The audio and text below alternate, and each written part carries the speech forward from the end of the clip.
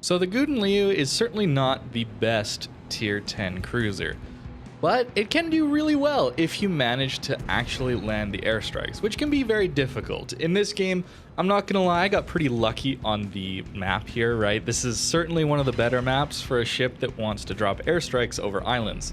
The other thing is people are just gonna sit in front of me, so that's gonna help a lot here. But I do end up actually getting over 80,000 airstrike damage, not even counting the fires that come from it, just the raw damage. And victim number one certainly is going to be a Thunderer. This is who you want to be finding, right? Thunderers, Republics, anything with 32 mil of deck armor, it's going to be really nice if you manage to hit them. I hadn't played this ship for quite some time, so my lead was a little off during this game too, so we miss actually our entire first 2 strikes. Looking back on it, probably not the wisest decision to commit both airstrikes to the first target you see without really knowing what lead you need to take. I just kind of went for it. But you can see the position that I'm trying to take, right? Very central. There's no carrier really to worry about here, and the submarine could be an issue, but we do see him on A already. So staying bow in on an island like this isn't the end of the world. We're obviously weak to being spammed down from the 4 line, right? If someone on the enemy team decides to go up there and just permanently spot us, there could be a lot of cruisers that could just HE spam us to death. So keep that in mind with this position. It's not always going to work. You can just see the gap that we're exposed to right now. But assuming no one's there on the enemy team, you can actually hold down a very strong position.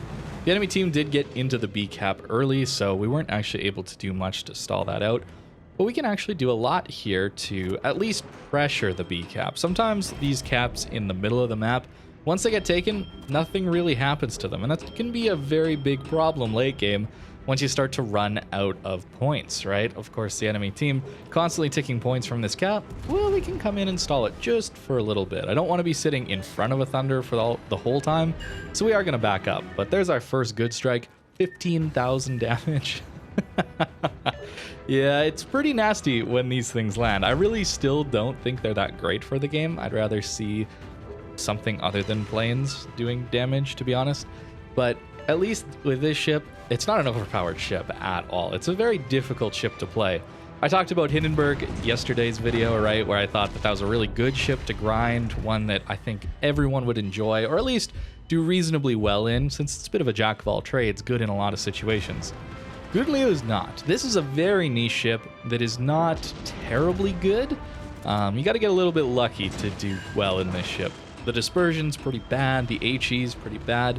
The AP can work against cruisers, but even then, your dispersion leaves a little bit to be desired. So a long reload feels pretty rough on a ship like this. It also has to contend with long fire durations, so it can be burnt down pretty quickly. That's why being bow on islands like this isn't always the best idea with a ship like the Gouden Leeuw. It only works here simply because we're so isolated. We can isolate 1v1s. Even this Tirpitz, right? He's pushing in massively into a crossfire. So it's not even a 1v1 here. We're just making sure that we're not going to go down, right? That's kind of the key here. We can't take sustained fire.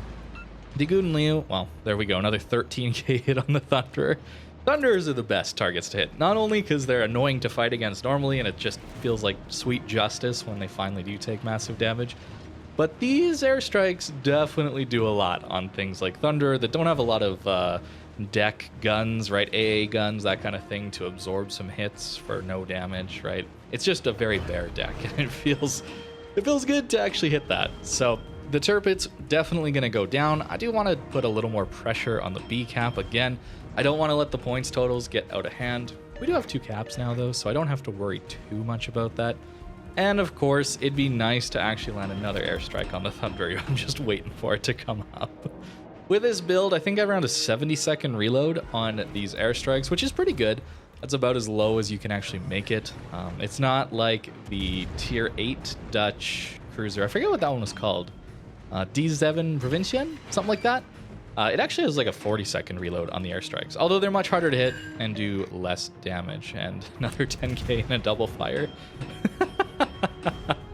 It's pretty funny once these airstrikes do come through. Of course, the big issue here is these airstrikes aren't depth charges either. So against submarines, you're going to be in some serious pain. At least the AA is pretty solid on this ship if a carrier comes after you. The design decision behind not giving these anti-submarine warfare makes no sense to me. Even ones that drop off the back, like the really crappy ones for heavy cruisers for some reason, right? Something like that even would be something.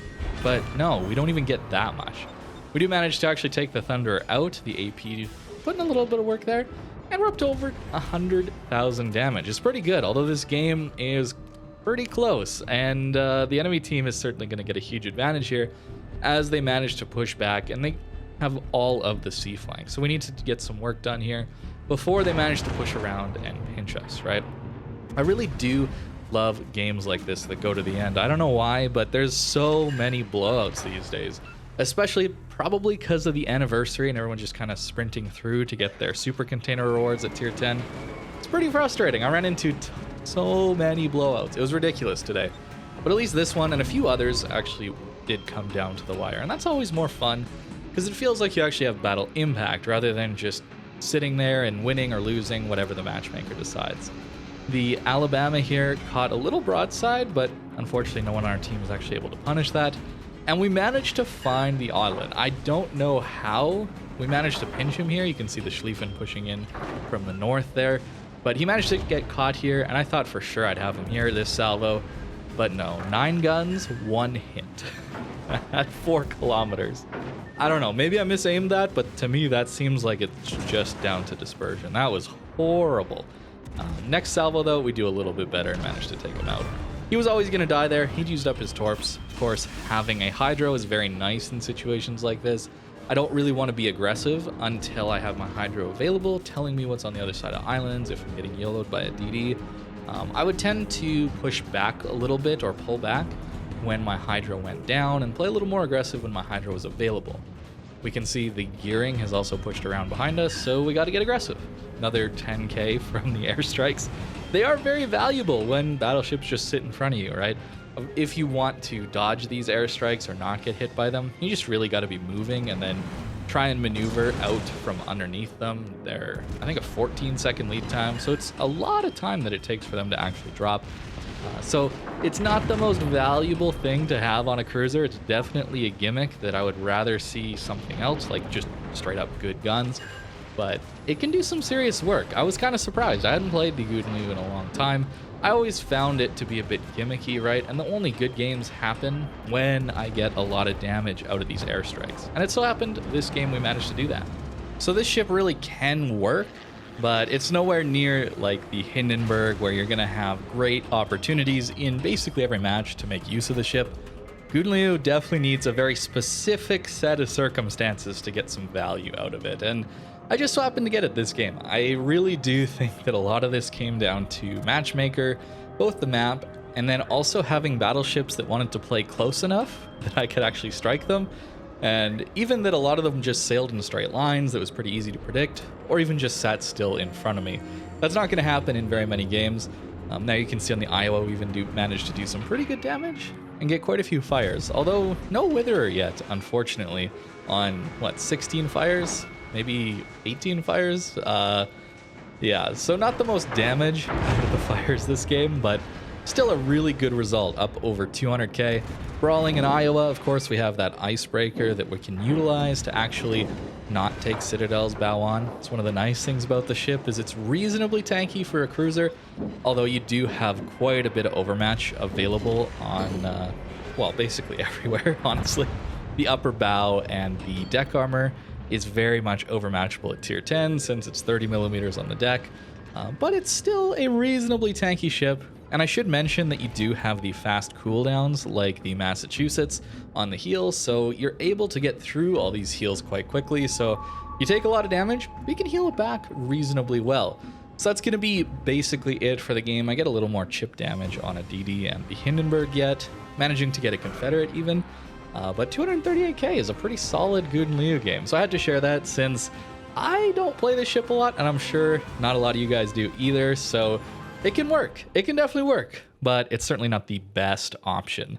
80k airstrike damage there, pretty crazy. And again, down to a lot of matchmaker there.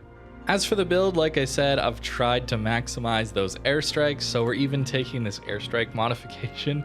But other than that, it is a main gun build as well, since Yeah, the reload is really long if you don't take reload mod, right? We're getting into that 13.2 second reload, which is decent, but given the dispersion and having a 15 or 16 second reload, it's pretty rough to actually use. As far as the commander goes, again, trying for some tankiness, trying to get a little more healing since we want to make use of those heals. I would take fire prevention, but of course, not available on cruisers anymore, but a pretty standard build nonetheless. It really is a pretty basic ship that's not actually that good, unless you manage to make use of those airstrikes. That's the real key here.